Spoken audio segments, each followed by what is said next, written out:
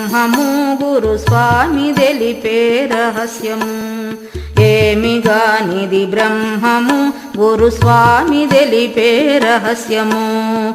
నియమమునదా నరసి చూడ నామరూపరహితము.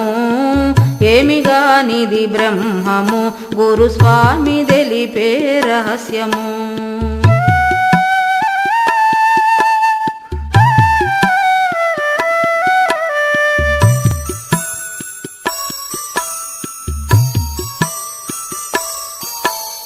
పంచవింశతి తత్వము ఇది పంచభౌతిక కాయము.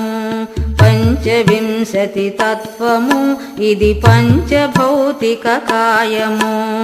పంచభూతాతీత ఆత్మను మించియున్నదచలము. ఏమిగానిది బ్రహ్మము గురుస్వామి తెలిపే రహస్యము.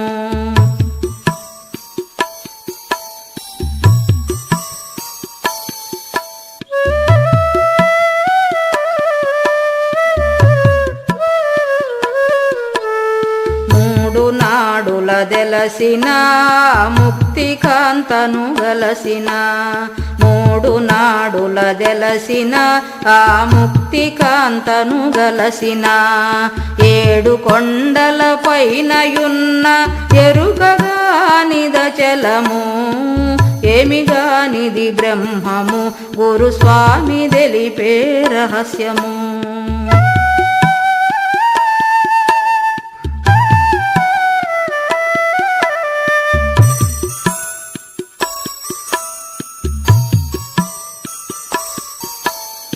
ఎండమావుల జలము రీతిగా నుండు ఈ ప్రపంచము. ఎండమావుల జలము రీతిగా ఉండు ఈ ప్రపంచము. పిండ బ్రహ్మాండముల కావల నిండినది పరిపూర్ణము.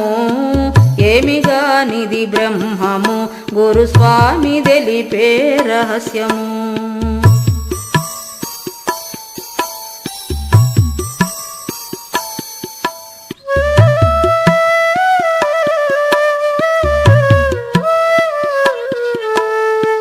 మేలులేనిది జన్మము గురుకీలు దెలసి చూడుము. మేలులేనిది జన్మము గురుకీలు దెలిసి చూడుము. మూలము లేనిది తొలగా బటబయలే బ్రహ్మము. ఏమిగానిది బ్రహ్మము గురుస్వామి తెలిపే రహస్యము.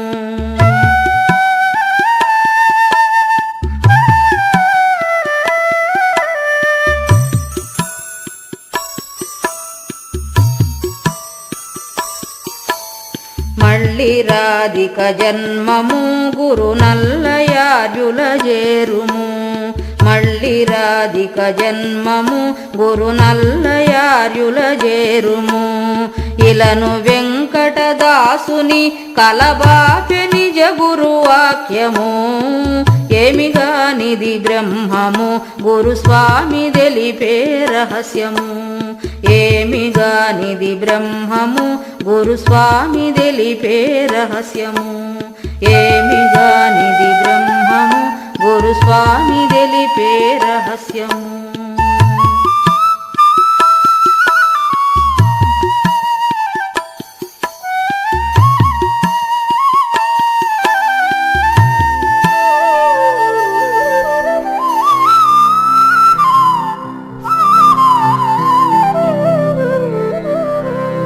गुरुर्ब्रह्मा गुरुर्विष्णु गुरुर्देवो महेश्वरः गुरु साक्षात् परब्रह्मा तस्मै श्री गुरवे नमः।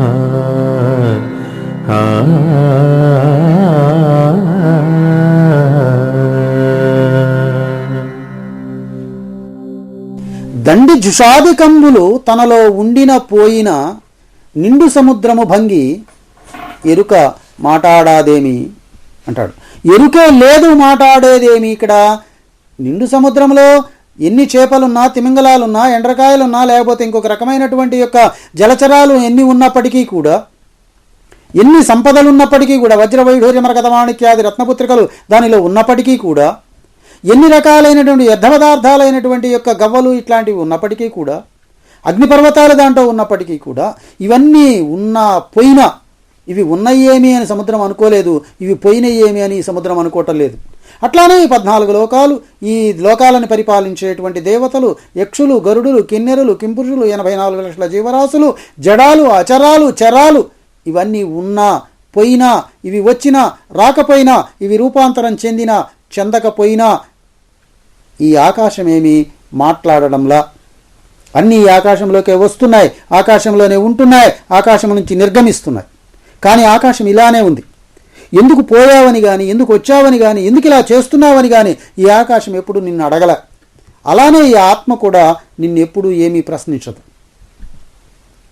మరి ఎందుకు తెలుసుకోవాలండి ఆత్మని అంటే, నీవు ఈ మానసిక ప్రశాంతతని పొంది నిన్ను నీవు తెలుసుకోవడం వల్ల ఈ జరుగుతూ ఉన్నటువంటివన్నీ కూడా యాంత్రికంగా జరుగుతున్నాయే కానీ అని ఒక సాక్షిగా మాత్రమే వాటిని అన్నిటినీ వీక్షించేటువంటి అవకాశం ఏర్పడుతుంది. అంతేగాని నువ్వు పనులు మానుకోమని చెప్పలేదు ఇక్కడ. నువ్వు పనులన్నీ చేస్తూనే ఉంటావు. దానికి అధిష్టానమైనటువంటి సాక్షిభూతుడైనటువంటి ఆత్మస్వరూపంగా నీవు ఉండి వీటన్నిటినీ చూస్తూ చిద్విలాసంగా వాటితోటి పాటు సరదాగా కాలక్షేపం చేస్తావు.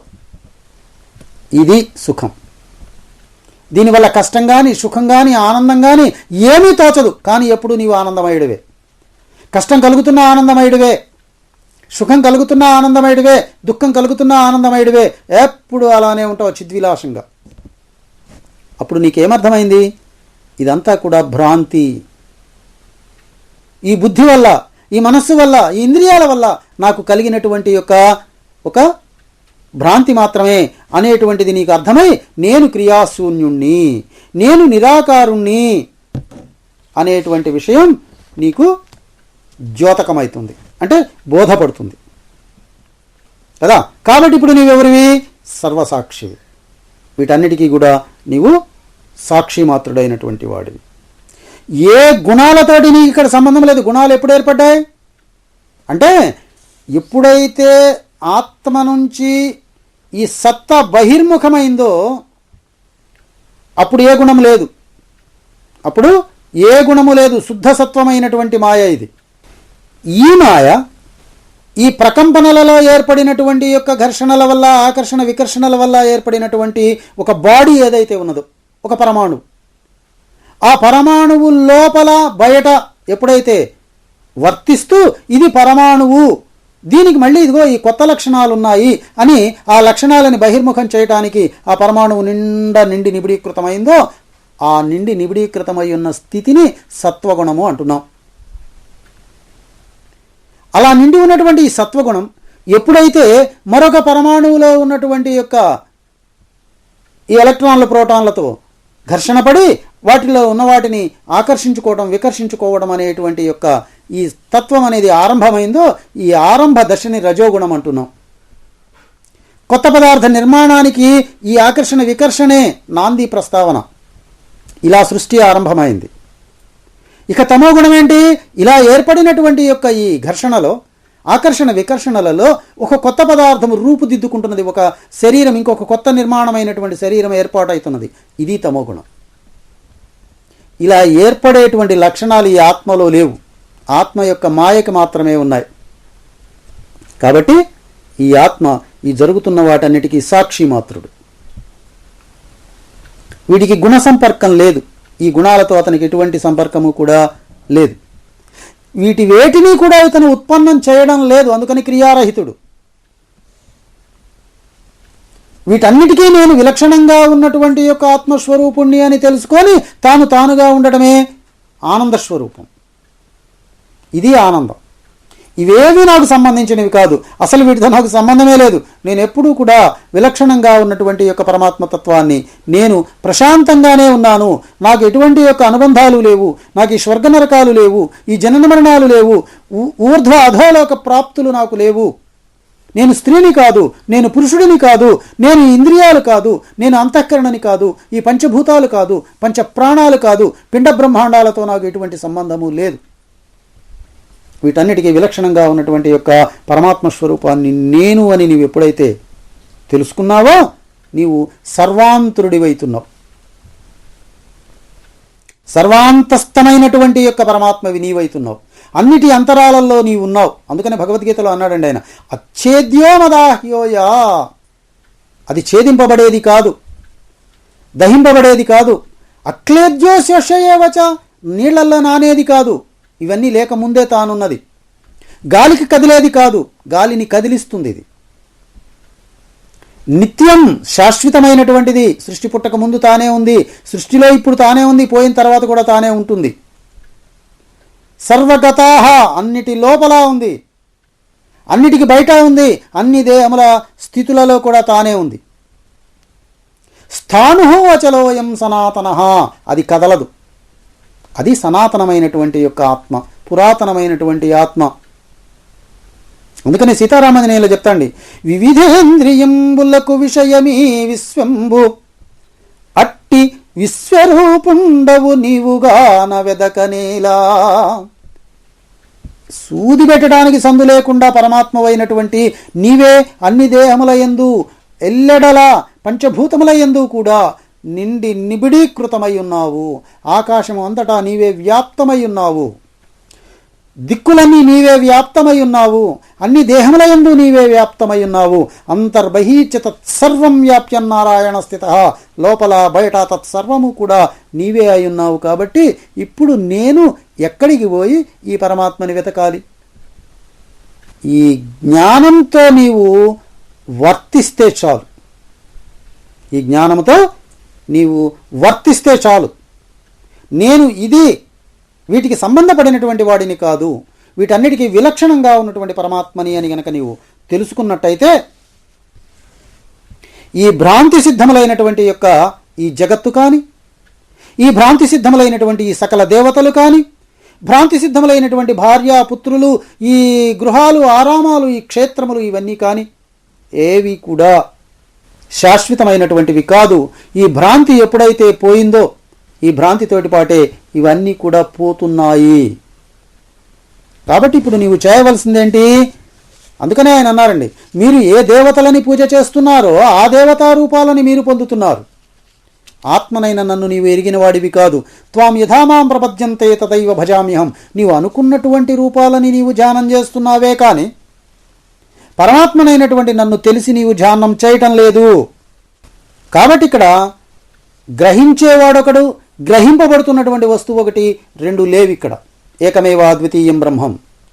ఎప్పుడైతే గ్రహించే వస్తువు ఒకటి ఉండి గ్రహింపబడుతూ ఉన్నటువంటి వస్తువు ఒకటి ఉన్నాయో ఇది మిథ్యాజ్ఞానం, ఇది మిథ్యాజ్ఞానం. అంతేగాని ఇది సహజమైనటువంటి యొక్క పారమార్థికమైనటువంటి ఆత్మజ్ఞానం మాత్రం కాదు. ఈ మిథ్యాజ్ఞానం వల్లనే ఈ భ్రమ కలిగింది. ఈ భ్రమ కలగడం వల్లనే ఈ జగత్తు నీకు తోచింది. అయితే ఇక్కడ ఈ జ్ఞానము అనాది అయినటువంటి పరమాత్మతో పాటు ఉన్నది ఈ అజ్ఞానం. అందుకని దీనికి ప్రాగ్భావము అని పేరు. అంటే ఏంటి? అనాది అయి కూడా ఈ యొక్క ప్రాగ్భావం నశిస్తుంది, ప్రాగ్భావం నశిస్తుంది. అయితే ఇక్కడ ఇలా చేస్తున్నటువంటి యొక్క ఈ ఆత్మ, ఎలా ఈ సృష్టి మొత్తాన్ని చేస్తున్నటువంటి ఆత్మ ఏ సహాయంతో చేస్తున్నది? దీనికి ఏమైనా కాళ్ళు చేతులు ఉన్నాయా?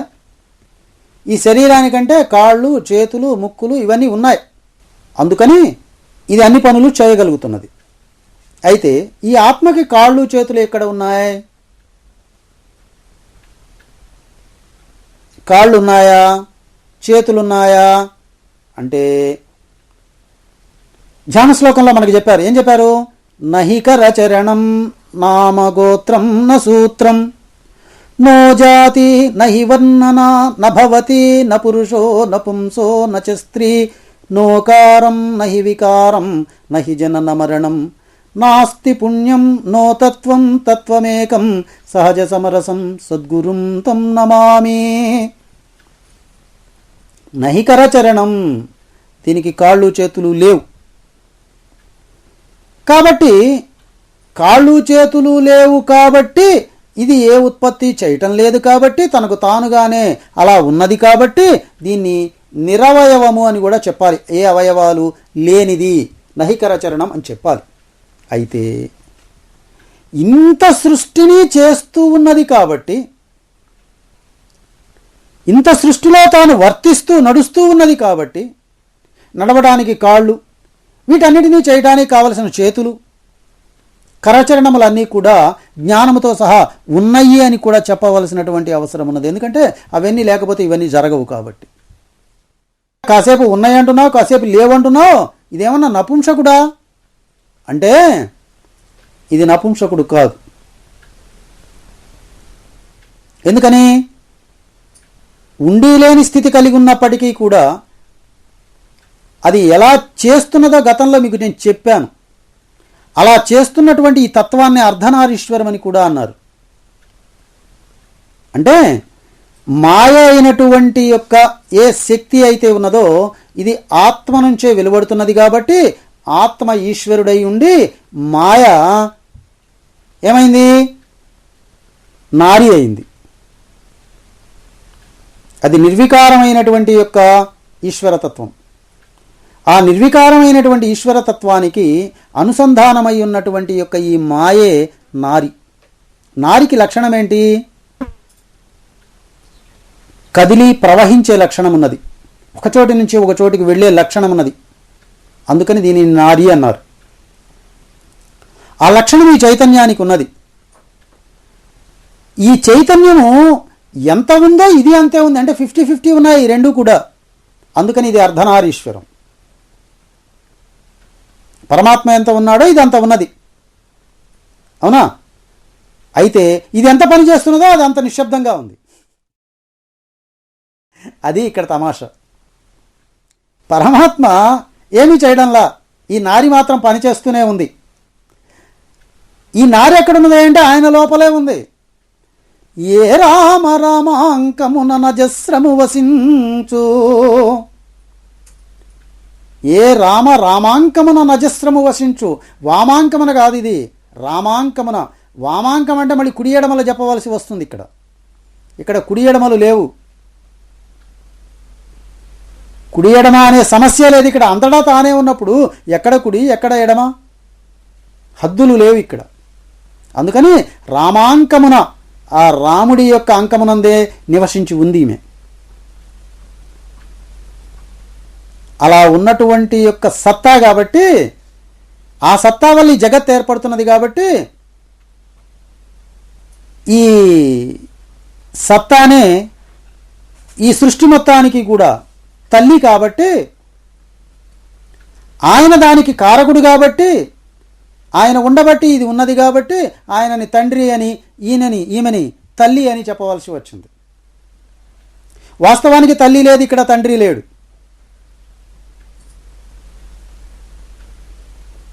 ఇక్కడ తల్లి తండ్రి లేరు, కానీ తల్లి తండ్రి ఉన్నారు అని చెప్పవలసి వచ్చింది. ఎవరంటే వీళ్ళే, ఈ మాయా, ఈ ఆత్మ. అయితే ఆత్మ నిర్వికారం కదా, సత్తా వికారస్వరూపం కదా. ఇలా వికారస్వరూపమైనటువంటి దానిని, స్త్రీని తన యందు ధరించాడు కాబట్టి తాను ఇప్పుడు స్త్రీ అని చెప్దామా అంటే నచ స్త్రీ, అతను స్త్రీ కాడు. పోనీ పురుషుడిగా ఉండి సృష్టికి ఆధారుడైనటువంటి వాడు కదా పురుషుని చెప్దామంటే నా పురుష. ఎందుకని పురుషుడు అని ఎప్పుడు చెప్పాలి? పురమునందు వసించువాడైతే పురుషుడు అని చెప్పాలి. ఈ ఆత్మ దేని యందైనా ఒక దాని యందు నిక్షిప్తమై గనక ఉన్నట్లయితే అప్పుడు పురుషుడు అని చెప్పబడుతుంది. కాబట్టి ఇక్కడ పురుషుడు అని చెప్పడానికి ఇక్కడ అవకాశం లేదు. కాబట్టి పురుషుడు కాడు. పురుషుడు కాడు కాబట్టి తన నుంచి వెలువడుతున్నటువంటి సత్తాకి స్త్రీ అని చెప్పడానికి వీలు లేదు. నపురుషో నపుంసో నచ స్త్రీ. పోనీ ఇతను నపుంసకుడు అందామా అంటే పురుషుడు సత్తాలాగా, పురుషుడిలాగా తన అన్ని పనులు పురుషత్వాన్ని నిరూపించుకుంటున్నాడు. స్త్రీలాగా స్త్రీతత్వాన్ని నిరూపించుకుంటున్నాడు కాబట్టి ఈయన నపుంసకుడు అని చెప్పడానికి ఇక్కడ అవకాశం లేదు. నోకారం, ఆకారం లేనివాడండి అందామంటే అన్ని ఆకారాలకి కారణమైనటువంటి యొక్క సత్తా తన యందే ఉన్నది కాబట్టి ఈయన ఆకారం లేనివాడు అనడానికి కూడా ఇక్కడ అవకాశం లేదు. కాబట్టి ఇక్కడ ఇతను అవయవాలు ఉన్నవాడని కానీ అవయవాలు లేనటువంటి వాడని కానీ ఈ రెండూ లేనటువంటి నపుంసక తత్వం అని కానీ ఈయనని చెప్పటానికి, ఉభయాత్మకమని చెప్పడానికి కూడా ఇక్కడ అవకాశం లేదు. అర్థమైందా? కాబట్టి ఈశ్వరుడు అంటే ఏంటో అర్థమైంది ఇక్కడ మనకి. ఈశ్వరుడు ఎలా ఉన్నాడు అంటే ఆత్మకి ఈశ్వరుడు అని పేరు, సత్తాకి పార్వతి అని పేరు. అంటే ఈశ్వరుడిని ఆవరించి ఉన్నటువంటి అర్ధనారీశ్వర రూపం. ఇప్పుడు ఈ రూపానికి నీవు అభిషేక్తుడివి కావాలి, అభిషేకం చేయాలి. అవునా? ఈ రూపానికి నీవు అభిషేకం చేయాలి అంటే ఏం చేయాలి? ఈశ్వరుడికి అభిషేకం చేయాలి అంటే నీవు ఆత్మయందు రమించి ఆత్మతో తడిసిపోయి ఉండాలి. ఇది అభిషేకం. అభిషేకం అంటే ఏంటి? ఆ లింగము పైన పూర్ణంగా నీళ్ళని ఆవరింపచేయాలి కదా, ఇది కదా. అంటే నీ భావాన్ని పూర్తిగా ఆ యొక్క ఆ పరమేశ్వర రూపమైనటువంటి ఆ ఈశ్వర రూపము నిండా ఆవరింపజేయాలి. ఇది అభిషేకం. ఇప్పుడు కళ్యాణం చేయాలి అంటే ఏంటి? ఈ యొక్క ఈశ్వర తత్వం ఏదైతే ఉన్నదో, ఇక్కడ చెప్పబడిన మాయాతత్వం ఏదైతే ఉన్నదో, ఈ రెండిటిని ఐక్యపరచి ఈ రెండూ లేనటువంటి ఒక ఉన్నతమైనటువంటి పారమార్థిక స్థితిని అనుభవించడం అనేటువంటిది సమ్యక్ జ్ఞానము అంటాం. ఏమంటాం? సమ్యక్ జ్ఞానము అంటాం. ఇటువంటి సమ్యక్ జ్ఞానాన్ని నువ్వు ఎప్పుడైతే పొందుతావో ఇది ఈశ్వర కళ్యాణము అని చెప్పబడింది. అంతేగాని రెండు బొమ్మలు చేసి ఇది ఈశ్వరుడండి, ఇది పార్వతి, వీళ్ళిద్దరికీ కళ్యాణం చేస్తున్నాము అని చెప్పి నువ్వు పిల్లలు తాటాకులచే బొమ్మలు గావించి పెళ్లి పేరంటంబులు గావించిన తల్లిదండ్రులు అది చూచి నిజమని నమ్మేరా దాన్ని? అంటే వాళ్ళని చూసి నువ్వు ఎట్లా అయితే వాళ్ళు నిజమైన పెళ్ళిళ్ళు చేస్తున్నారని అనుకోవో, నువ్వు చేస్తున్నటువంటి విగ్రహాలకు చేస్తున్నటువంటి ఈ పెళ్ళిళ్ళు చూసి నువ్వు నిజమైనటువంటి యొక్క దేవతార్చన చేస్తున్నావు అని విజ్ఞానులు అనుకోరు, జ్ఞానులైనటువంటి వాళ్ళు అనుకోరు. అంటే అజ్ఞానులైనటువంటి వాళ్ళు ఈ పనులు చేస్తుంటారు, జ్ఞానులైనటువంటి వాళ్ళు వాటిని చూసి తల్లిదండ్రులు పిల్లలు ఆడుకుంటుంటే చూసి ఎలా అయితే నవ్వుకుంటూ వెళ్తారో అలా వెళ్తూ ఉంటారు. నువ్వు తండ్రిని అని కనుక నువ్వు అనుకున్నట్టయితే, పేరెంటల్ మైండ్ కనుక నీకు ఉన్నట్లయితే, ఇప్పుడు నీవు నీ పిల్లలు ఆడుకుంటుంటే ఎలా అయితే ఇది నిజం కాదు అని తెలుసుకున్నావు, ఈ జగత్తులో జరుగుతున్నటువంటి యొక్క ఈ కార్యక్రమాలన్నిటినీ చూస్తూ నీవు ఇదంతా శాశ్వతం కాదు, ఇదంతా నిజం కాదు అని అనుకోవలసినటువంటి అవసరం నీకు ఉంది. అలా నీవు ఎప్పుడైతే అనుకోవో నీవు తండ్రివి కాలేవు. కుమారుడవైనటువంటి నీవు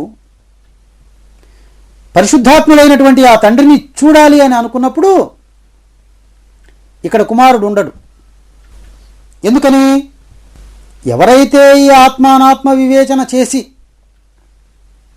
స్ఫుటమైనటువంటి యొక్క జ్ఞానంతో పరమాత్మని తెలుసుకొని ఆ పరమాత్మ యందు మనస్సును ఉంచారో, చూడగ చూడగ నిలచిన చూపే లేని చూపు గల పరానందమూర్తి సద్గురు చిదానందమూర్తి. చూడంగా చూడంగా చూడంగా చూడంగా ఆ చిదానంద స్వరూపమైనటువంటి మాయా స్వరూపం నుంచి పరానంద స్వరూపమైనటువంటి ఆ పరమాత్మ స్వరూపాన్ని నీవు పొంది పరమాత్మవే అయ్యుంటున్నావు. ఈ చిదానంద స్వరూపం ఇక్కడ ఉండడంలే. అవునా? అప్పుడు ఏం జరిగింది? అందు ఇందుగాక నిత్యానందమైన గురుని మందమానసులు పొందలేని ఆనందమానందమూర్తికి సదానందమూర్తి సద్గురు చిదానందమూర్తి. అక్కడ అందు ఇందుగాక, అందు ఇందంటే కనిపించే ప్రపంచం కానీ నేను అనుకుంటున్నటువంటి యొక్క ఈ జీవభావమైనటువంటి ఈ బుద్ధి ఎందు కానీ అంటే ఈ మాయ ఎందు కానీ వర్తించకుండా నిత్యానందమైన గురుని ఆత్మస్వరూపుని నీవు ఎప్పుడైతే లక్షించావో ఇక్కడ ఏమైంది? నీవు లేకుండా పోతున్నావు. ఏదో ఒకటే మిగిలిపోతున్నది, ఏదో ఒకటే మిగిలిపోతున్నది. గాఢ నిద్రా పరవశుడివైనటువంటి నీవు నేను నిద్రపోతున్నాను అని చెప్పడానికి నువ్వు ఎట్టయితే లేకుండా పోయావో ఆ నిద్రలో, పరమాత్మ దర్శనం పొందినటువంటి నీవు నేను ఉన్నాను అని చెప్పేటువంటి యొక్క జ్ఞానం ఇక్కడ లేకుండా పోతుంది. విన్న కన్నరాని ఎట్టి మిన్నురవము మీరి వినుల వినని లక్ష్యనాదమున నాదరహిత నిర్లక్ష్యమూర్తికిని సదానందమూర్తి సద్గురు చిదానందమూర్తి. ఎందుకు చెప్పారు ఈ మాట? వినుల వినని లక్ష్యనాదమున, శరీరముతో నువ్వు వినేటువంటి ఈ శబ్దాలే కాకుండా వీణులు వినలేనటువంటి యొక్క నాదం ఇంకోటి ఉన్నది. ఎక్కడది? ఆత్మ నుంచి వెలువడినటువంటి యొక్క ఈ అయస్కాంతిక శక్తి ఏదైతే ఉన్నదో, ఇది ఎప్పుడైతే సుడులు తిరుగుతూ బయటకు వచ్చిందో, ఆ సుడులు తిరుగుతూ బయటకు వచ్చి ఈ ప్రకంపన ఎప్పుడైతే ఏర్పడిందో అక్కడ ప్రణవం ఏర్పడింది. ఆ ప్రణవాన్ని వింటున్నా కానీ నువ్వు మాయలో ఉన్నట్లే అవుతుంది. అందుకని వినుల వినని లక్ష్యనాదమున నాదరహిత నిర్లక్ష్యమూర్తికిని, అక్కడ నాదం రహితమైంది, లక్ష్యం లేదు, ఇక్కడ కేవల ఆత్మస్వరూపమే ఉన్నది. అది సదానంద స్వరూపం, కాసేపు ఉండి కాసేపు పోయేటువంటి ఆనంద స్వరూపం కాదు అది. అర్థమైందా? ఇలా నిర్ణయమై నీవు పరమాత్మగా భాషిస్తూ ఉన్నటువంటి సమయంలో జన్మ మరణ వికారాలని పొందుతూ ఉన్నటువంటి యొక్క అచేతనమైనటువంటి ఈ బుద్ధి, ఇది పరిచ్ఛిన్నమని, అంటే ఒక ముక్క, దీనికి జనన మరణాలు ఉన్నాయి. ఎప్పుడైతే ఈ మాయని తప్పించుకొని నీవు దాంట్లోకి వెళ్ళిపోతున్నావో ఈ బుద్ధి అనేది కూడా పోయింది. అందుకని దీనికి ఒక ఆరంభము ఒక అంత్యము ఉంది.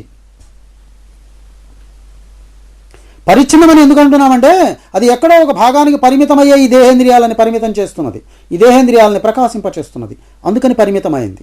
జగత్తు మొత్తాన్ని ఈ బుద్ధే చేయడంలో ఎక్కడికక్కడే ఒక బుద్ధితత్వం ఏర్పడుతూ వచ్చింది. అంతేకాకుండా నీ జ్ఞానంతో గనక ఆలోచించినట్లయితే ఈ మనస్సుని పనిచేయించేటువంటి ఒక సత్తా ఉన్నది, దానిని నేను తెలుసుకుంటున్నాను అని నీ జ్ఞానంతోటే దాన్ని తెలుసుకుంటున్నావు కదా. అందువల్ల అది దృశ్యమవుతుంది. అందుకని పరిచ్ఛిన్నమై అంటే ముక్కలు ముక్కలుగా ఉన్నటువంటిది, ఇది జడమై అంటే చేతనం లేనటువంటిది, దృశ్యరూపమైనటువంటి జనన మరణాలు కలిగినటువంటి వ్యభిచారి అయినటువంటి, వ్యభిచారిని ఎందుకంటున్నామంటే తానుగా ఉండకుండా, తను దేనితో ఉన్నదో దానితోనే ఉండకుండా ఇంకొక దానితో తిరిగి మళ్ళీ ఇంకొక సంపర్కం పెట్టుకోవటం, అది మళ్ళీ ఇంకొక దానితో సంపర్కం పెట్టుకోవటం, ఇలా అనేక సంపర్కాలను పెట్టుకుంటూ ఉన్నటువంటి ఈ బుద్ధి అవ్యభిచారి అనడానికి అవకాశం లేదు ఇక్కడ. మొదటేమో చైతన్యంతో సంపర్కం పెట్టుకుంది, ఆ తర్వాత ఆ చైతన్యాన్ని తీసుకొని తన నుంచి ఇంకొక చైతన్యాన్ని వెలువరించి మనస్సుతోటి తాదాత్మ్యత పెట్టుకుంది. పోనీ అంతటితోటి ఊరుకుందా అంటే ఈ మనసు ద్వారా ఇంద్రియాలతోటి సాంగత్యాన్ని పెట్టుకుంది. కాబట్టి ఇలా ఉన్నటువంటి యొక్క ఈ విజ్ఞానమయ కోశానికి ఆత్మ అని చెప్పడానికి వీలు పడదు.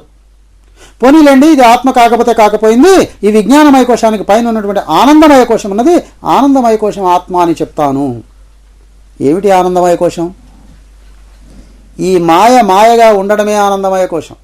బుద్ధిని దాటి గాఢ నిద్రలో నీవు ఎలా అయితే ప్రశాంతంగా ఉంటున్నావో ఆ స్థితిలో నువ్వు ఉన్న రూపం ఏంటి? మాయాస్వరూపం. ఆత్మ నుంచి వెలువడినటువంటి యొక్క సత్తా యొక్క రూపంలో నువ్వు ఉన్నావు. ఇప్పుడు ఈ సత్తాకి ఒక లక్షణం ఉన్నది, ప్రియ మోద ప్రమోదాలు అని. ప్రియం ఉన్నది. ప్రియం అంటే ఏంటి? ఇష్టమైన దానిని చూడాలి అనేటువంటి లక్షణం, అంటే ఆకర్షణ. ఓ పరమాణువు ఇంకొక పరమాణువుని చూస్తుంది, దానిని ఆకర్షిస్తుంది. అవునా? ఈ లక్షణాన్ని ఏమంటున్నాం మనం? ప్రియము అంటున్నాం, ఇష్టపడటం. అట్లానే మోదము, ఆ వస్తువుని పొందాలి అని చెప్పి దానిని ఆకర్షించి తన లోపలికి లాక్కోవడం, ఇది మోదం. ఇష్టమైన దాన్ని తన దగ్గరికి లాక్కోవడం అనేది ఇష్టం, దానికి ఆనందమైనటువంటి విషయం, అందుకని మోదం. ప్రమోదం ఏంటి? ఆ వస్తువుని తనలో ఐక్యం చేసుకొని నేను అది ఐక్యమైపోయాము అని అనుకొని ఆనందపడటం, ఇది ప్రమోదం. ఆ పరమాణు ఈ పరమాణువు కలిసి ఒక కొత్త వస్తువుకి మళ్ళీ ఒక రూపాన్ని ఇచ్చి, ఆహా చూసావా నా నుంచి ఇంకొక వస్తువుని తయారు చేశాను అని ఆనందపడుతూ ఉంది. ఇది ప్రియ మోద ప్రమోదాలు దేనికి ఉన్నాయి? ఈ అవ్యక్తమైనటువంటి యొక్క ఈ గాఢ నిద్రలో ఉన్నటువంటి యొక్క తమోగుణ సంపన్నమైనటువంటి ఈ అజ్ఞానానికి ఉన్నాయి. అయితే ఈ అజ్ఞానానికి ఉన్నటువంటి ప్రమోదం ఏంటి? ఇక్కడ ప్రియత్వం ఏంటి అంటే ఇంద్రియాలతో బుద్ధితో కలిసి ఉండాలి అనేటువంటి యొక్క ఆపేక్ష. ఇదే దానికి ఉన్న ప్రియత్వం. అందుకని నిద్రపోయింది పోనీ అలా ఉండొచ్చు కదా, ప్రశాంతంగా ఉండడంలే, మళ్ళీ బుద్ధితో కలిసి మెళుకు వచ్చి గబక్కన అన్ని పనులు చేద్దామంటుంది. పోనీ బుద్ధితో కలిసి అలా ఉన్నది, పోనీ అలా ఉండొచ్చు కదా, అలా ఉండలేదు.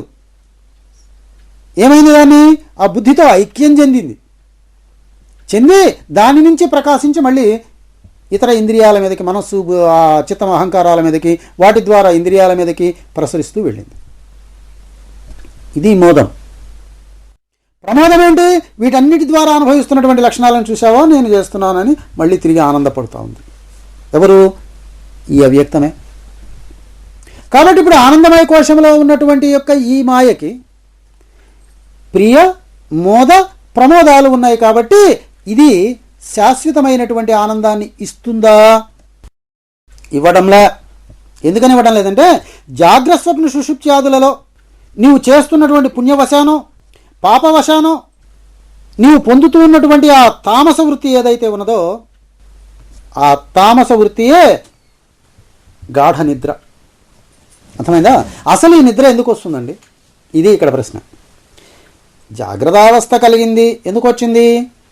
ఈ అవ్యక్తంగా ఉన్నటువంటి ఈ మాయ బుద్ధి మనస్సు అనేటువంటి వాటి మీద ప్రకాశించి, అవి ఇంద్రియాల మీద ప్రకాశించి, ఆ ఇంద్రియాలు ప్రాణముల మీద ప్రకాశించి, ఈ ప్రాణములు ఈ దేహాన్ని చైతన్యవంతం చేసి ఈ దేహం మొత్తం కదిలిస్తూ ఉంది.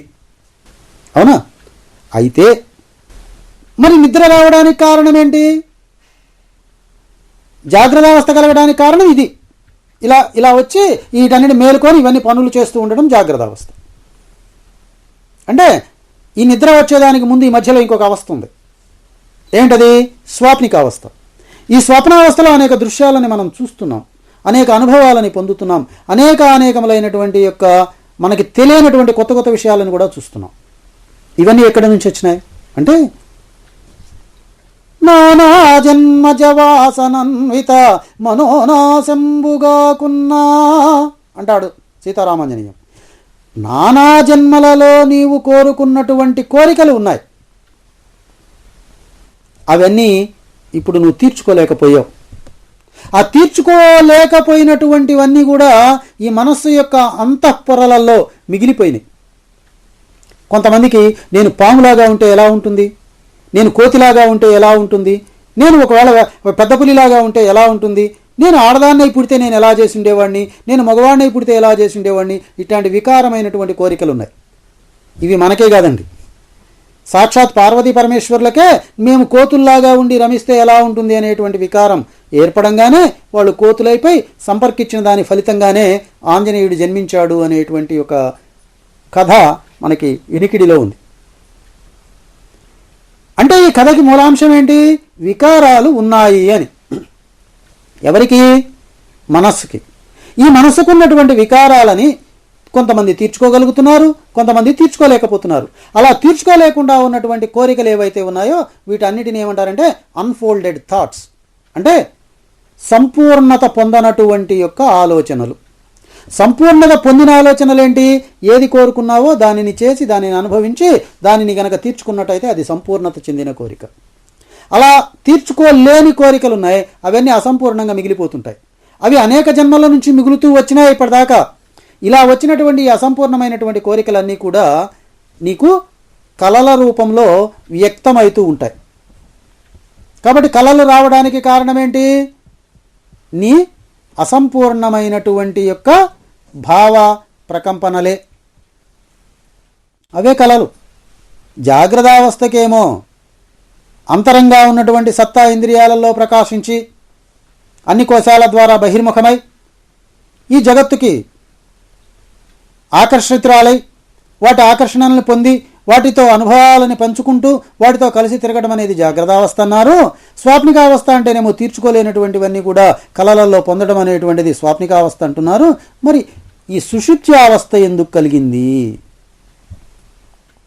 అంటే మనం ఒక యజమాని దగ్గర పని చేస్తున్నాం అనుకుందామండి. యజమాని దగ్గర పని చేస్తున్నప్పుడు ఆ యజమాని మనకి ఏం చేస్తాడు, ఒక పనిని మనకి కేటాయిస్తాడు. నువ్వు ఈ పని మొత్తం చేసేసి నువ్వు ఇంటికి వెళ్ళు, నన్ను అడగాల్సిన పని లేదు, ఈ పని పూర్తి అయిపోగా నువ్వు ఇంటికి వెళ్ళిపోవచ్చు అని చెప్పాడు. ఆ పనిని చేయడానికి మామూలుగా అయితే 9 గంటలో 10 గంటలో టైం పడుతుంది. వాడికి ఉన్నటువంటి యొక్క ఆ ఉత్సాహం వల్ల అతను ఆ పనిని చాలా తెలివిగా ఆలోచించి 5-6 గంటల్లో పని పూర్తి చేసేసాడు. ఇప్పుడు మిగిలినటువంటి కాలం యజమాని దగ్గర ఉండాలా అక్కర్లేదా అంటే, ఉన్నా వాడేం చేయడు, లేకున్నా ఏమీ చేయడు. ఎందుకని? తనకి కేటాయించిన పని పూర్తి అయిపోయింది. అవునా? అట్లానే ఈ మానవ జన్మకి ఒక 70 ఏళ్ల ఆయుర్దాయం ఉన్నది అని కనుక అనుకున్నట్లయితే, ఈ శరీరానికి ఈ 70 ఏళ్ల ఆయుర్దాయంలో నీవు గతంలో చేసినటువంటి యొక్క కర్మలు, కోరుకున్న కర్మలు, ఆలోచించినటువంటి యొక్క ఆలోచనలు ఏవైతే ఉన్నాయో వాటన్నిటినీ అనుభవించడానికి కావలసినటువంటి సమయాన్ని కేటాయించడం జరుగుతుంది. ఈ 70 సంవత్సరాలని నెలలుగా, వారాలుగా, రోజులుగా గనక విభజించి ఏ రోజుకి ఎంత పనిని నీవు చేస్తే నీ గత కోరికలు, నీ ఆలోచన విధానంలో ఉన్నటువంటి తీవ్రతని బట్టి ఎప్పుడెప్పుడు ఏ సమయంలో ఏ ఏ కోరికలను ఎలా తీర్చుకోవాలి, అట్లానే ఇప్పుడు నీవు ఆ జన్మలో చేసినవి కాకుండా ఇప్పుడు చేస్తూ ఉన్నటువంటి కోరికలు కొన్ని ఉన్నాయి, కొన్ని ఆలోచనలు ఉన్నాయి. ఇవి ఇప్పుడు ఈ రోజులో ఎప్పుడు ఈ కోరికలు తీర్చుకోవాలి, వచ్చే జన్మకి కొన్ని మళ్ళీ ప్లాన్ చేసుకునే ఉన్నాయంటే రేపటికి, అవి మళ్ళీ ఈ రోజులోనే ఎప్పుడు ఇవన్నీ తీర్చుకోవాలి అని ఒక పట్టిక వేసుకొని ఈ పట్టికని మనం నియంత్రణ చేసుకొని ఈ పట్టికని పూర్తి చేసుకుంటున్నాం ఈ రోజుకి. ఈ పట్టిక ప్రకారం మనం వేసుకున్నటువంటి యొక్క ఆ పని కేటాయింపు ఏదైతే ఉందో ఆ కేటాయింపు పూర్తి అయిపోయింది. ఇప్పుడు పని ఏముంది? ఇంకా పనేమి లేదు. ఈ పని ఎప్పుడైతే పూర్తయిపోయిందో ఈ లోపల ఉన్న తెలివి ఏం చేస్తుందంటే, ఇప్పుడు దాకా నాకు పని ఒప్పచెప్పావు, ఈ పని అంతా నేను పూర్తి చేశాను, ఇప్పుడు నాకు ఏ పని లేదు కాబట్టి నేను హాయిగా నా ఇంటికి వెళ్ళి నేను విశ్రాంతి తీసుకుంటాను అని తన బుద్ధిగోలోకి వెళ్ళి తను హాయిగా పడుకుంటుంది. ఇది నిద్ర. ఇది నిద్ర. అయితే మరి కొంతమందికి అసలు నిద్రే రావట్లేదు కదండి అంటాడు. కొంతమందికి నిద్రే రావటం లేదండి, నిద్ర పట్టడం లేదు అని అంటే ఏంటి? వాళ్ళకి అసంపూర్ణమైనటువంటి యొక్క ఆలోచన విధానాలు, ప్రకంపనలు చాలా ఎక్కువ ఉన్నాయి, అందుకని వాళ్ళకి నిద్ర పట్టదు. మనసు నిండా కోరికలు ఉన్నాయి, ఆలోచనలు ఉన్నాయి, భూత భవిష్యత్ వర్తమాన కాలాలను గురించినటువంటి యొక్క ప్లాన్లు పుంఖానుగా వాడి మనస్సు నిండా అలుముకొని ఉన్నాయి. మన తేనెటీగలు కనుక తేనె తెట్టె కనపడకుండా ఎట్లయితే అల్లుకొని ఉంటాయో అలా అల్లుకొని ఉన్నాయి బుర్ర నిండా. అందువల్ల వీడికి నిద్ర పట్టడంలా. కాబట్టి ఇప్పుడు కారణం ఎవరు ఇక్కడ? వీడే. మరి కోమాలో ఉన్నటువంటి వాడు ఏంటండి? గాఢ నిద్రపోతున్నాడు కదా, రోజులు నెలలు. మరి అదెట్లాంటి నిద్ర అని కనుక ఒకవేళ నువ్వు అంటే, అదెట్లాంటి నిద్ర? ఇక్కడ ఒక తమాషా జరిగిందండి. ఈ బుద్ధి గుహలో నుంచి బయటికి ప్రకాశిస్తూ ఉన్నటువంటిది మందు మనస్సు మీదకి ప్రకాశించాలి కదా. ఈ మనస్సు అని చెప్పబడేటువంటి ఒక కేంద్రం ఉన్నది, బుద్ధి అనేటువంటి ఒక కేంద్రం ఉన్నది. ఈ కేంద్రం నుంచి ఈ బుద్ధి కేంద్రానికి ప్రసరిస్తూ ఉన్నటువంటి యొక్క ఒక నాడి బ్లాక్ అయింది. మనస్సు పనిచేయట్లేదు, ఇంద్రియాలు పనిచేయటంలే, ప్రాణమైతే ఉంది, బుద్ధి అయితే ఉంది, అన్నీ ఉన్నాయి, వేటి పనులు అవి చేస్తున్నాయి. వీడికి మెలకు రాట్ల. వీడు ప్రసరిస్తే కదా మెలకు వచ్చేది. లేదు, వాడి సత్తా మాత్రము నామమాత్రంగా పనిచేస్తున్నది. అందువల్ల నామమాత్రమైనటువంటి జీవం ఈ శరీరంలో ఉంది. వాడు పూర్తి కోమాలో ఉండిపోయాడు. ఆ బుద్ధి నుంచి ఈ మనస్సుకి తిరిగి మళ్ళీ చైతన్యం కలగడానికి కావలసిన ప్రేరణ కావాలి. అది ఏ సంఘటన అయినా కావచ్చు. ఆ సంఘటన కలిగేదాకా ఈ శరీరానికి మళ్ళీ పునరావృతం జరగదు. అది దీర్ఘకాలిక నిద్ర కావచ్చు, కొద్ది కాలంలో ఉండేటువంటి నిద్ర కావచ్చు. దానిని మనం ఏమంటున్నాం? కోమా అంటున్నాం. ఇలా వస్తుంది ఈ గాఢ సుషుప్తి. కాబట్టి ఈ గాఢ సుషుప్తిలో కూడా ప్రియమున్నది, మోదమున్నది, ప్రమోదమున్నది, ఈ 3 లక్షణాలు ఉండి వీటికి విలక్షణంగా తనకు తానుగా ప్రశాంతంగా నిద్రపోవాలనేటువంటి యొక్క లక్షణం కూడా ఉంది. అందుకని ఇది ఆత్మస్థితి కాదు. ఇలా ఈ లక్షణాలతో కూడుకున్నటువంటి యొక్క ఈ అవ్యక్త దశ అయినటువంటి ఈ గాఢ నిద్ర సుఖదుఖాలన్నిటినీ పొందకపోయి ఉన్నప్పటికీ, ఈ సుఖదుఖ స్ఫూర్తిని తాను పొందకుండా ప్రశాంతంగా ఉన్నప్పటికీ కూడా ఇది ఆత్మ ఎన్నటికీ కానేరదు. ఇది ఆత్మ ఎన్నటికీ కానేరదు. కాబట్టి ఈ ఆనందమయ కోశం కూడా పరమాత్మ కాదు. ఎందుకని ఆనందమయ కోశం అంటున్నామంటే అక్కడ కేవలం ఆనందమే ఉన్నది ఆ గాఢ నిద్రలో. పరమాత్మ నుంచి దివ్య చైతన్యాన్ని తీసుకుంటూ ఉన్నది. ఆ చైతన్యాన్ని తీసుకుంటూ హాయిగా ప్రశాంతంగా ఉంది అక్కడ. అందుకని ఈ గాఢ సుషుప్త్యావస్థలోనే చైతన్యాన్ని విపరీతంగా డ్రా చేసుకొని ఈ శరీరం మొత్తానికి సప్లై ఇస్తూ నిరంతరం కూడా అది పనిచేస్తూనే ఉండి ఈ శరీరానికి కావలసిన శక్తిని సరఫరా చేస్తుంది. జ్ఞానాన్ని సరఫరా చేయదప్పుడు శక్తిని సరఫరా చేస్తుంది. అందుకని కోమాలో శక్తి సరఫరా అవుతున్నది కానీ జ్ఞానం సరఫరా కావడంలే. ఆ జ్ఞానం సరఫరా అయితే వీడు జాగ్రత్త అవస్థలోకి వస్తాడు, లేకపోతే దాంట్లోనే ఉంటాడు. ఎప్పుడైతే ఈ శక్తి మొత్తం ఈ శరీరం నిండా నిండిపోయింది అని అనిపిస్తుందో వెంటనే మెలకు వస్తుంది. కానీ మనం ఏం చేస్తాం? బద్ధకిచ్చి అలానే పడుకుంటాం. అందుకని శక్తి ఎక్కువగా కేంద్రీకరింపబడి ఆ శక్తిని నీవు వినియోగించుకోవటం లేదు కాబట్టి పొద్దున్నే ఒళ్ళు నొప్పులు వస్తాయి, శరీరం బద్ధకంగా ఉంటుంది, మాంద్యం ఎక్కువైతుంది. అర్థమైందా? అందుకని సూర్యోదయానికి ముందే లేవాలి అంటారు. ఎందుకని? సూర్యుడు ఉదయిస్తే ప్రకృతిలో చైతన్యంలో విపరీతమైన శక్తి జనరేట్ అవుతుంది. నీ బాడీలో ఇప్పటికే శక్తి జనరేట్ అయింది, ఇది సరిపోతుంది నీకు నీ దైనందిన కార్యక్రమాలకి. ఈ బయట ఉన్నటువంటి శక్తి కూడా నువ్వు అలానే పడుకొని ఉంటే ఇది ఇంకా శక్తిని డ్రా చేసుకుంటుంది ఎక్కువ మొత్తంలో. దానివల్ల ఈ శక్తి ఈ శరీరంలో ఎక్కువ మొత్తంలో నిండి ఈ శరీరం భరాయించలేక నొప్పులు వస్తాయి. ఎండల కాలంలో బాగా విపరీతమైనటువంటి యొక్క శక్తి ఉంటుంది. ఆ శక్తి ఈ శరీరంలో ఎక్కువైనప్పుడు మనకి ఒంటి మీద వడగడ్డలను లేస్తాయి. అవునా? ఈ గడ్డలు లేవడానికి కారణం ఏంటి? ఆ ప్రాంతంలో ఈ శక్తి ఎక్కువగా కేంద్రీకృతమై గడ్డలు వచ్చినాయి. అదే ఇంకా ముదిరిపోయి అలానే ఉందనుకో క్యాన్సర్ అవుతుంది. కాబట్టి ఈ శక్తి ఈ శరీరంలో సూర్యోదయం తర్వాత నీవు పడుకోవటం వల్ల శక్తి గనక శరీరంలో కేంద్రీకృతమై ఉన్నట్లయితే చివరికి అది గడ్డలు కావచ్చు, క్యాన్సర్ కావచ్చు, ఏ రోగాలైనా సృష్టి చేయడానికి అవకాశం ఉన్నది. కాబట్టి బుద్ధజీవులైనటువంటి మానవులు సూర్యోదయం అయిన తర్వాత నిద్రపోకూడదు. ఇవి తెలిసినా తెలియకపోయినా ఈ సృష్టిలో ఉన్న 84 లక్షల జీవరాశులలో 83,99,999 జీవరాశులైనటువంటి ఈ పశుప్రాయులైనటువంటి యొక్క ఈ జీవరాశులన్నీ సూర్యోదయానికి ముందే లేస్తాయి. వాటి పనులను అవి చేసుకుంటూ ఉంటాయి. అందువల్ల ఈ ఆత్మస్వరూప జ్ఞానం గనక లేకపోయి ఉన్నట్లయితే అన్నమయాది కోశాలతో నీవు జీవిస్తూ ఉంటావు. కాబట్టి ఈ అన్నమయ కోశాల వల్ల కలిగినటువంటి యొక్క ఈ సంపర్కాలన్నీ కూడా భ్రాంతిజన్యమైనటువంటివి. కాబట్టి ఈ భ్రాంతులలో నీవు మసలుతూ ఉన్నట్లయితే నీవు ఆత్మజ్ఞానాన్ని పొందలేవు, ఆత్మని దర్శించలేవు. కాబట్టి నీవు వీటన్నిటినీ విచారించి వీటికి విలక్షణంగా ఉండి ఇవేవీ నేను కాదు, నేను ఆత్మస్వరూపుడిని, నేను ఆత్మజ్ఞాన సంపన్నుణ్ణి, నేను శుద్ధసత్వమైనటువంటి యొక్క ఏ మలినము లేనటువంటి నిర్వికారుడనైనటువంటి నిరాకారుడైనటువంటి ఆత్మని నేను అని నీవు ఎప్పుడైతే జ్ఞానాన్ని పొందుతావో అలా పొందినటువంటి యొక్క జ్ఞానము వల్ల నీవు ఆత్మగా పరమాత్మగా ప్రకాశిస్తూ ఉంటావు. కాబట్టి న కర్మణా న ప్రజయా న ధనేన న త్యాగేనైక అమృతత్వమానసు అని శృతి చెప్పింది. న కర్మణ, ఇక్కడ కర్మలు లేవు. న ప్రజయ, ఈ సృష్టి కూడా ఏమీ లేదు. న ధనైన, ఇంద్రియ జ్ఞానంతో కూడినటువంటి ఏ ధనము నీ దగ్గర లేదు ఇప్పుడు. న త్యాగేన, ఏమీ లేదు కాబట్టి త్యాగం చేసేది కూడా లేదు ఇక్కడ.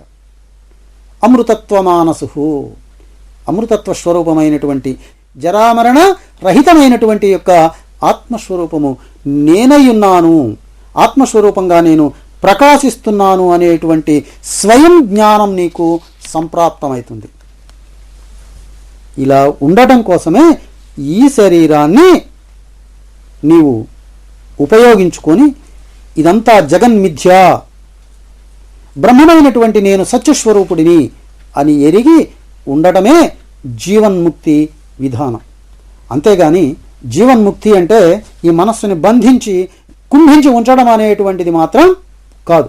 అలా నువ్వు కుంభించకుండానే రోజు గాఢ నిద్రలో ఈ మనస్సు రహితంగానే ఉంటున్నావు.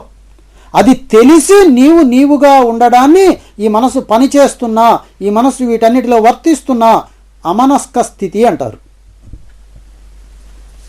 ఇవన్నీ పనిచేస్తున్నా, ఈ మనస్సు ఈ ఆలోచనలు చేస్తున్నా, ఆత్మవైన నీకు మనస్సు లేదు కాబట్టి, ఆత్మవైనటువంటి నీకు ఈ కర్మలు లేవు కాబట్టి, ఈ బంధాలు లేవు కాబట్టి, వీటి నుంచి విడిపడి ఉన్నాను అనేటువంటి జ్ఞానం నీలో ఎప్పుడైతే ఆరంభమైందో దీనిని మోక్షము, బంధ విమోచనము అని పెద్దలు నిర్ణయం చేశారు. కాబట్టి ఇట్లా నిర్ణయించిన తరువాత ఇప్పుడు నీకేమర్థమైంది?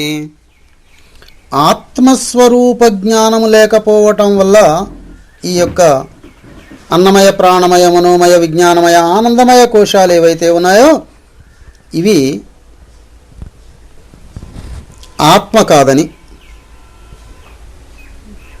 ఎందుకంటే ఆత్మస్వరూప జ్ఞానం లేనప్పుడు ఇవన్నీ నేనేనా అనుకున్నావు. ఇప్పుడు ఆత్మస్వరూప జ్ఞానం కలిగింది కాబట్టి ఇవి నేను కాదు అని తెలుసుకుంటున్నావు. ఇప్పుడు ఇవన్నీ కాదు అని నిర్ణయం చేసిన తర్వాత ఈ 5 కోశాలు మిథ్యాభూతాలని ఎప్పుడైతే నిషేధించావో, అన్నమయ, ప్రాణమయ, మనోమయ, విజ్ఞానమయ, ఆనందమయ కోశాలు లేవు, ఇవి ఆత్మ కాదు అని వీటిని తీసేసావో, ఇక్కడ అసలు ఈ శరీరాలు ఏమీ లేవు కాబట్టి ఈ సృష్టిలో ఇక్కడ మానవుడు అనేవాడు కనిపించాడు. కానీ ఆత్మ ఉంది. అట్లానే ఈ పంచకోశాలు ఎట్లా అయితే తీసేసావో అదేవిధంగా ఈ పంచభూతాలని కూడా తీసివేసినట్లయితే ఆకాశ, వాయురాగ్ని, జల, పృథ్వీ అంశాలైనటువంటి యొక్క ఈ భూతాలని, ఈ భూత సూక్ష్మాంశాలైనటువంటి యొక్క శబ్దస్పర్శ రూపరసగంధాలని, వీటికి అతీతంగా ఉన్నటువంటి ఆత్మను గుర్తించుకొని వీటిని తీసేసినట్లయితే ఇది కాదు, ఇది కాదు, ఇది కాదు అని అనుకుంటూ, అట్లానే త్రిగుణాల దాకా వెళ్ళి ఆ త్రిగుణాలను కూడా ఇది ఆత్మ కాదు, ఇది ఆత్మ కాదు, ఇది ఆత్మ కాదు అని వాటిని తీసేసినట్లయితే ఇప్పుడు త్రిగుణాలకి అతీతంగా, పంచభూతాలకి అతీతంగా, పంచకోశాలకి అతీతంగా ప్రకాశిస్తూ ఉన్నటువంటి యొక్క ఆత్మని నేను అనేటువంటి యొక్క యథార్థ జ్ఞానం నీకు ఇక్కడ తోస్తూ ఉంది. అందుకనే ఇక్కడ పెద్దలైనటువంటి వాళ్ళు ఏం చెప్పారంటే సర్వాభావం వినా కించిన్న పశ్యామి. అయితే ఇక్కడ నీవు తేల్చుకోవలసినటువంటి విషయం ఇంకొకటి కూడా నువ్వు ఇక్కడ జాగ్రత్తగా ఆలోచించవలసినటువంటి విషయం ఉన్నది. ఏంటంటే అది ఇప్పుడు వీటన్నిటినీ కాదు కాదు కాదు కాదు అని నా ఇతి నా ఇతి నా ఇతి నా ఇతి అని వాటన్నిటినీ తొలగించావు. తొలగించిన తరువాత ఇప్పుడు ఏం శేషించింది? ఏమీ లేనటువంటి ఒక మహాశూన్యతత్వాన్ని నేను చూస్తున్నాను అనేటువంటి ఒక భావన నీ మనసులో ఇప్పుడు ఏర్పడింది. ఇప్పుడు ఈ మహాశూన్యతత్వమైనటువంటి ఈ శూన్యాన్ని ఎవరు చూస్తున్నారు? నేనే చూస్తున్నా. అంటే నీవైనటువంటి ఏ జ్ఞానమైతే ఉన్నదో ఆ జ్ఞానం ఈ మహాశూన్యతత్వాన్ని చూస్తున్నది. అంటే ఈ మహాశూన్యతత్వానికి కూడా ఇది సాక్షి అనేటువంటి మాట నీకు ఇక్కడ అర్థమయ్యే ఉండాలి. ఓకే, కాబట్టి ఇక్కడ ఈ మహాశూన్యతత్వాన్ని కూడా మించి సాక్షిగా చూస్తున్నటువంటి నీవు ఈ అవస్థలకి, ఈ భూతాలకి, ఈ తన్మాత్రాంశాలకి, ఈ జగద్భావనకి కూడా అతీతంగా ఉండి మూల ప్రకృతిని కూడా దాటి అవతల ఉన్నటువంటి ఆత్మస్వరూపుణ్ణి నేనేను, వీటన్నిటినీ కూడా నేను చూస్తున్నాను, వీటన్నిటినీ ప్రకాశింపచేసేవాడిని నేనేను,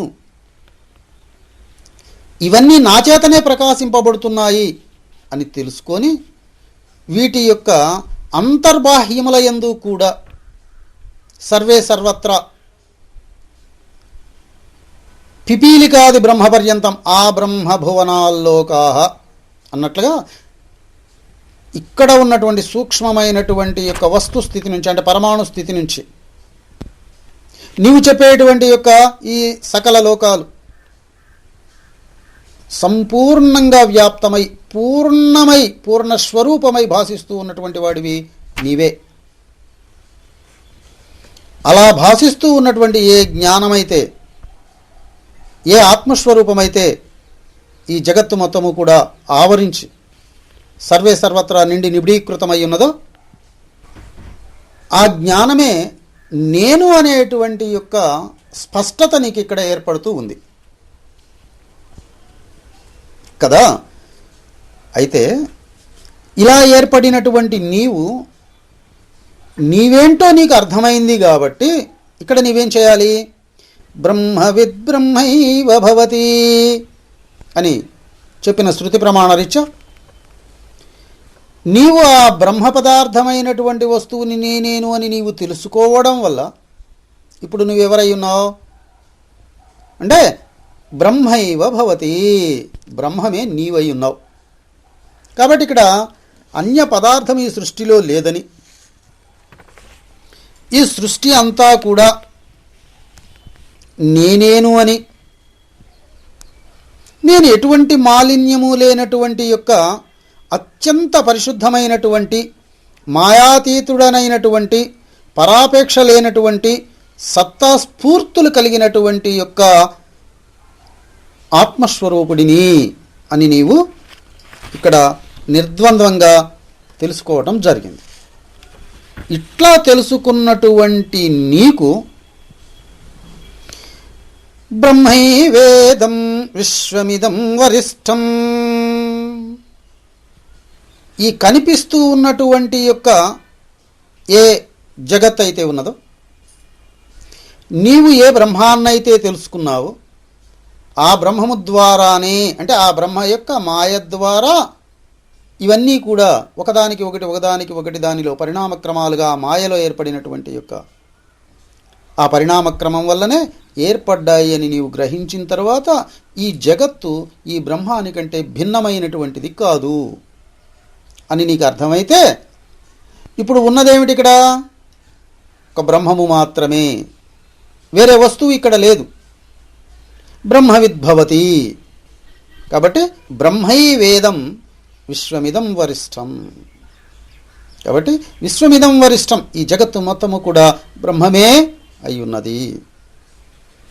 కాబట్టి ఇప్పుడు నీవెవరు? నేను బ్రహ్మస్వరూపుడనైనటువంటి యొక్క శుద్ధసత్వ ప్రధానమైనటువంటి యొక్క ఆత్మస్వరూపుడిని అని నీకు ఇక్కడ విస్పష్టంగా ఎటువంటి యొక్క అనుమానం లేకుండా ఇది నిర్ధారణ అయింది. ఈ భావనని నీవు నిద్ర వచ్చేదాకా, ప్రాణం పోయేదాకా కనుక మననం చేస్తూ ఉన్నట్లయితే నీవు బ్రహ్మముగానే శేషించి జీవన్ముక్తుడివి అవుతావు. మంగళం గురుదేవాయ మహనీయ గుణాత్మనే సర్వలోక శరణ్యాయ సాధురూపాయ మంగళం, సాధురూపాయ మంగళం.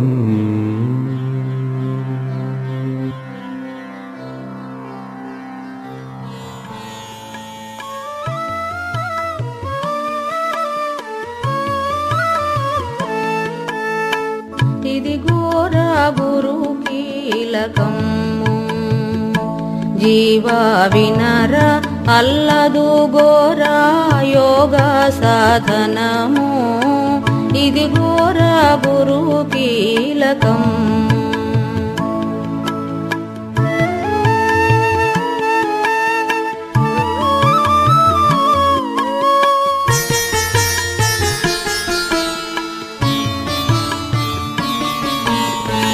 ఇదిగోరా శ్రీ గురు పద పద్మములుని హృదయములోపల వదలాకయుంచితే. ఇదిగోరా గురు కీలకం, జీవా వినర అల్లదు గోరా యోగ సాధనము. ఇదిగోరా గురు కీలకం.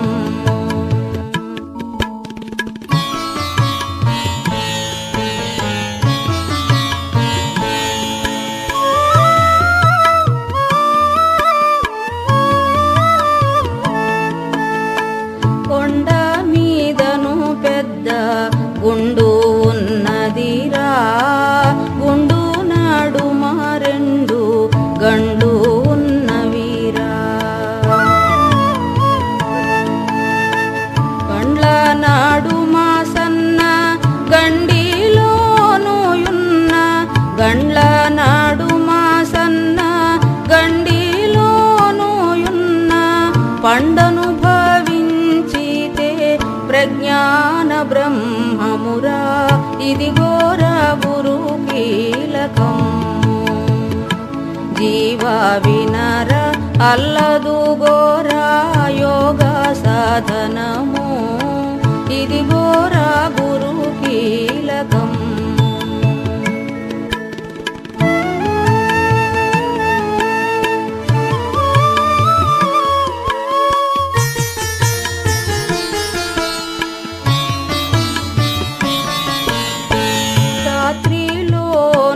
ఒక్క గాత్రమున్నదిరా గాత్రమునకు చిన్మయ నేత్రమున్నదిరా నేత్రమందున గురు సూత్రములోయున్న నేత్రమందున గురు సూత్రములోయున్న పాత్ర మెరిగితేను బ్రహ్మమస్యౌరా ఇదిగోరా గురు కీలకం జీవ వినర అల్లదు గోరా యోగ సాధనము ఇదిగోరా గురు కీలకం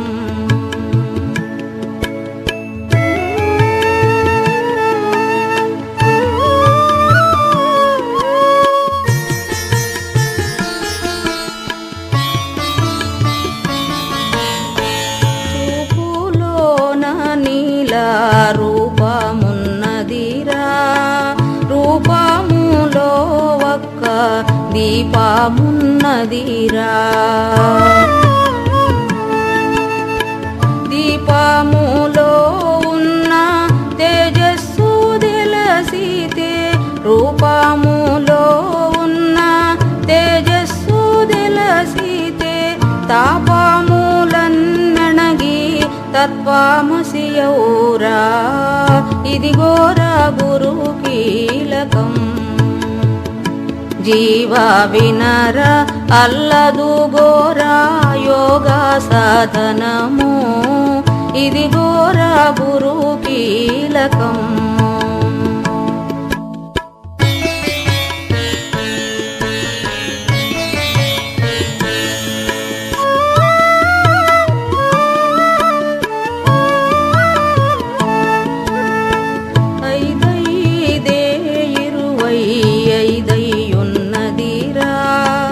ఐదీటి మీదను ఆత్మ ఉన్నదిరా ఆత్మను మదించి అమృతము సేవించే ఆత్మను మదించి అమృతము సేవించే అనుభవ మెరిగితే అయమాత్మ బ్రహ్మౌరా ఇదిగోరా గురు కీలకం జీవ వినర అల్లదు గోరా యోగ సాధనము ఇదిగోరా గురు కీలకం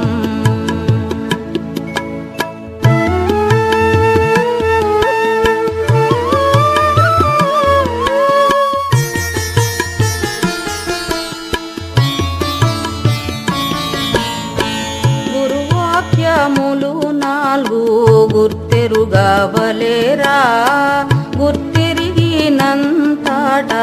పరమూతనౌరా పరశురామునివార నరసింహయోగికి పరమాపదము బట్ట బయలయ్యున్నదిరా ఇదిగోరా గురు కీలకం జీవ వినర అల్లదు గోరా యోగ సాధనము ఇదిగోరా గురు కీలకం